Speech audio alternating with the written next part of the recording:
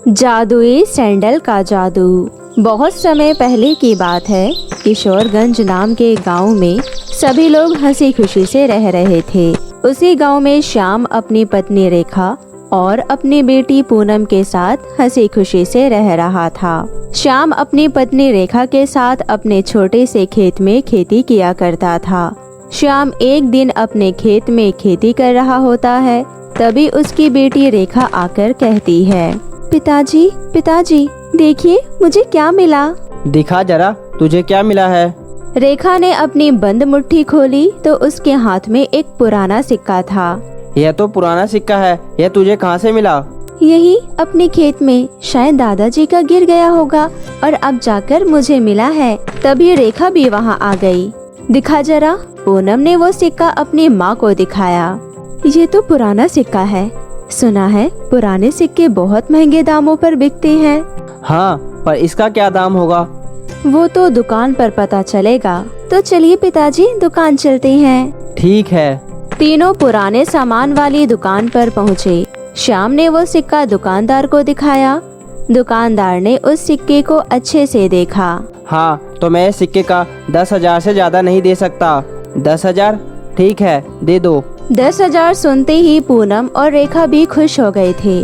पैसे लेकर तीनों दुकान से बाहर निकले और घर जाने लगे। तभी बाजार में पूनम कहती है, अब पापा मुझे कुछ कपड़े और खिलौने खरीद दो ना।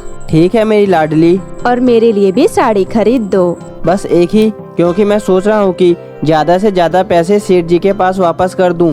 जल्दी से जल्दी उनका कर्ज वापस करना है। ठीक है।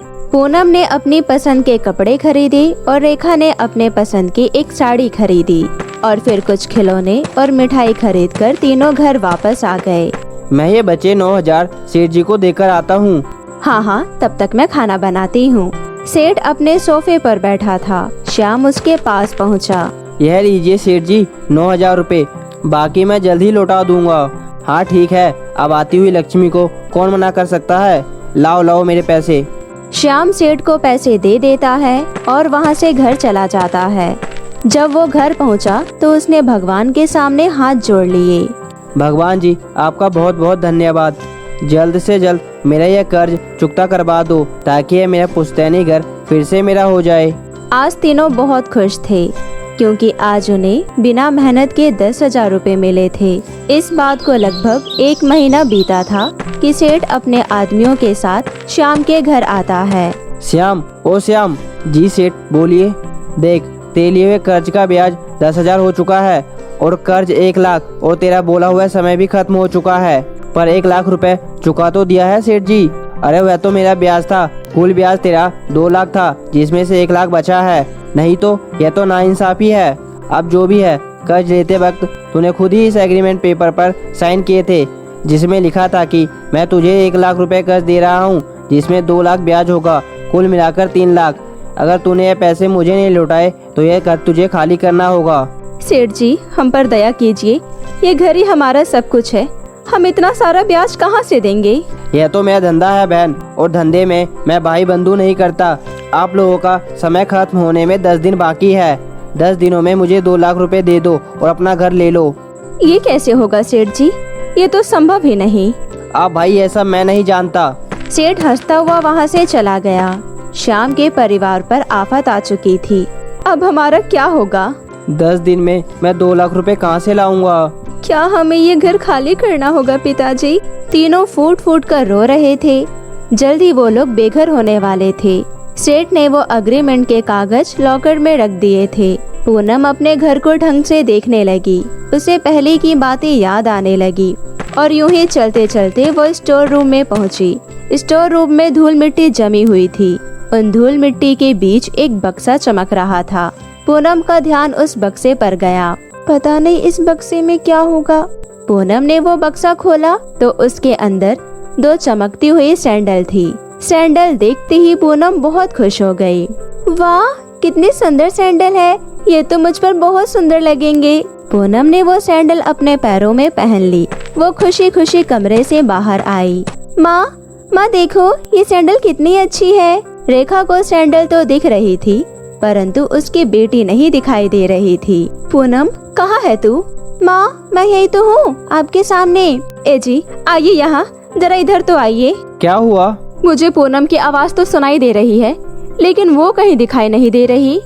अरे माँ मैं यही तो हूँ। सुनिए जी, वो सैंडल देखिए। पूनम जरा सैंडल उतारो। ठीक है पिताजी। पूनम ने सैंडल उतारी और फिर वो दिखाई देने लगी। ये जादुई सैंडल है। इसे पहनते ही पूनम अदृश्य हो गई थी जी। पूनम ये सैंडल तुम्हें कहाँ मिली? स्टोर रूम में एक बक्सा था, उसमें मिली पिताजी। जरूर हमारे पूर्वज हमारी मदद करना चाहते हैं। ये जादुई सैंडल हमारी कैसे मदद कर सकता है? मेरे पास एक योजना है। श्याम ने पूनम और रेखा को अपनी योजना बताई और फिर सभी खुश हो गए, मानो उनकी सारी परेशानियों का हल मिल गया हो। उस रात श्याम, रेखा और पूनम तीनों सेठ के घर के बाहर पहुँचे। बेटा पूनम, तुझे याद है ना तुझे क्या करना है? हाँ पिताजी मैं कर लूँगी। और फिर पूनम ने वो जादुई सैंडल पहनी और सेठ के घर में चली गई। सेठ अपने बिस्तर पर अकेला सोया था। पूनम उसके कमरे में गई और जोर जोर से हंसते हुए पैर पटककर चलने लगी। उसके चलने के कारण उसके सैंडल से आवाजें आ रही थी। सैंडल का शोर सुनकर सेठ की नींद खुल गई। वो यहाँ वहाँ देखने लगा कि तभी उसे चलती हुई सैंडल दिखाई दी और वो डर गया। अब कौन हो? कौन हो? भूत भूत। मैं श्याम की माँ हूँ। तू मेरे बेटे का घर छीनेगा? तेरी इतनी हिम्मत? सेठ को सिर्फ पूनम की आवाज सुनाई दे रही थी। उसे लगा कि वो कोई भूत है। जादुई सैंडल की मदद से पूनम अदृश्य थी। मुझे वह घर नहीं चाहिए। मैं कल ही जाकर वह सारे कागज श्याम को वापस कर दूंगा। कृपया मुझे माफ कर दो। मेरे 2 छोटे छोटे बच्चे हैं। सेठ डर से रोने लगा। इस बार मैं तुझे छोड़ रही हूँ, लेकिन अगली बार अगर तूने मेरे घर पर नजर डाली तो मैं तेरा खून पी जाऊंगी। मैं सपनों में भी श्याम के जायदाद पर नजर नहीं डालूंगा। कृपया मुझे माफ कर दो। पूनम दरवाजे की तरफ चलने लगती है। सेठ को तो सिर्फ सैंडल ही दिखाई दे रही थी। पूनम के पिताजी और माताजी पूनम का बाहर इंतजार कर रहे थे। फिर तीनों अपने घर चले गए। पापा, वो सेठ तो डर के मारे कांप रहा था। क्या वो घर के कागज लौटाएगा? हाँ तुम देखना, वह सेठ कल सुबह ही आकर हमारे घर के कागज हमें दे देगा। शाम का प्लान कामयाब रहा। अगले दिन सेठ शाम के घर आया। श्याम भाई, ओ श्याम भाई। हाँ सेठ जी, इतने सुबह सुबह आप यहाँ पे? सेठ ने शाम को वो कागज वापस कर दिए। मुझे माफ कर दो। मैं धोखे से तुम्हारे यह घर हथियाना चाहता था। यह लो तुम्हारे पेपर, वरना तुम्हारी माताजी मुझे जिंदा नहीं छोड़ेगी। सेठ ने शाम को वो कागज दे दिए और वहाँ से दुम दबाकर भाग गया। और उस दिन के बाद श्याम अपनी पत्नी रेखा और अपनी बेटी पूनम के साथ उस घर में हंसी खुशी से रहने लग गया। तो मेरे प्यारे दोस्तों, कैसी लगी आपको मेरी ये कहानी? मुझे कमेंट करके जरूर बताएं और इसे अपने दोस्तों के साथ भी शेयर करें। और हाँ दोस्तों, अगर आपने अब तक मेरे चैनल को सब्सक्राइब नहीं किया है तो प्लीज जल्दी से नीचे लाल बटन दबाकर अभी कर ले। तो मिलते हैं आपसे फिर किसी नई कहानी के साथ। तब तक के लिए आप अपना ध्यान रखें। बाय बाय दोस्तों।